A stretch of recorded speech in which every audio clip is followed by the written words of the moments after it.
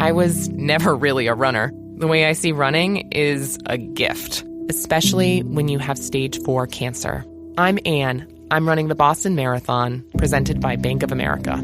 I run for Dana-Farber Cancer Institute to give people like me a chance to thrive in life, even with cancer. Join Bank of America in helping Anne's cause. Give if you can at BofA.com/supportAnne. What would you like the power to do? References to charitable organizations is not an endorsement by Bank of America Corporation. Copyright 2025. Hi, and welcome to the 10-Minute Food Truck Training Podcast. My name is Bill Moore. I'm a food truck business trainer, author of the books Food Truck 101, Beginner to Winner, and Food Truck 201, Get Off the Truck. This podcast is all about helping you start and grow your food truck business. Is the food truck industry oversaturated? I've seen this comment several times, so I thought I would look into it. Florida, for example, in 2017 had 4,754 licensed vendors serving just over about 19 million people. Or if you break that down, that's about one vendor for every 4,000 people. In June of this year, Florida had 8,976 licensed vendors, and they were serving about 22 million people, or on average one vendor for every 2,450 people. So is that a case for saturation?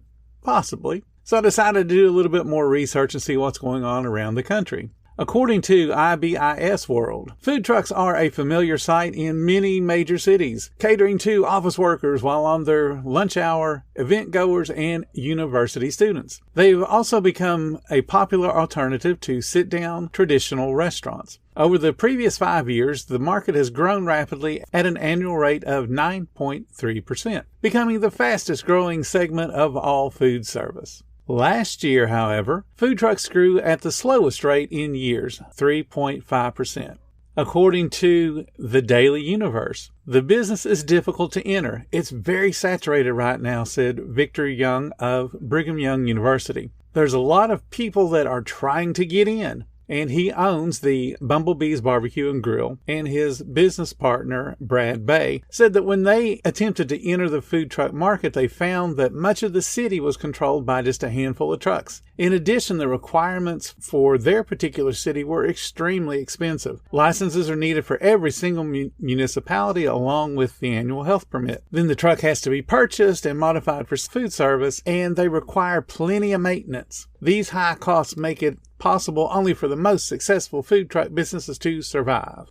According to QSR Magazine, which is one of my favorite magazines to read, staying fresh and innovative, the food truck market began to gain popularity in 2011. But like with any business venture, food truck owners must do something innovative and different to stand out in the crowd. This has led food truck owners to target niche audiences, streamline menu options. And an online presence is also necessary, so customers know when and where to find trucks. For many food trucks, though, the income from parking on the street isn't enough to keep the business going. Additional income can be brought in by catering private events. According to Food Truck Empire, 60% of all restaurants fail in the first 3 years. If traditional restaurants fail at this rate, why shouldn't food trucks? Businesses fail because of lack of planning and lack of profits. According to Joe from the Donner House, I think food trucks fail for one or two reasons: oversaturation in the market or lack of promotion. I think it's rarely for the reason that the food is insufficiently good. New food truck owners are cautioned to study the market and their target customers. And then according to Food Beast, it's not all bad news. A study conducted by food industry consulting group Technomic found that 91% of food truck customers did not view them as a passing fad and expect food trucks to be available well into the future. Food truck customers are also more likely to patronize more than one food truck when they go to an area where there's more than one food truck located. And according to surveys, they will often visit 3 out of the 4 trucks. There's still room in the market for growth. 70% of non-food truck users are hesitant to give the food trucks a try. And that means that's a market that could be converted with some clever marketing campaigns. And according to the National Restaurant Association, 40% of restaurateurs believe food trucks will increase in popularity. And of course, everything I just read to you is an opinion. And I know you're saying in the group saturation is real. Doomcasting provides a cushion for your bruised ego and an excuse for why your food truck isn't as busy as you dreamed. Here's an example. In the 1980s, I worked for one company that was opening a restaurant every single week, and we did that for over 2 years in a row. Our competitor was opening 2 to 3 restaurants a week, and they did that for 5 years. Every business expert back then was saying saturation is just around the corner. Oversaturation is imminent if these companies keep building restaurants. There's no more chain restaurants that can possibly fit in the food landscape. All of this has to stop, and we heard this time and time again. And yet, in the 1990s, that's when Starbucks started growing crazy. Zaxby's started in the 1990s. Qdoba started in 1995. Moe's Southwest Grill started in 2000. Shake Shack started in 2004. And on and on.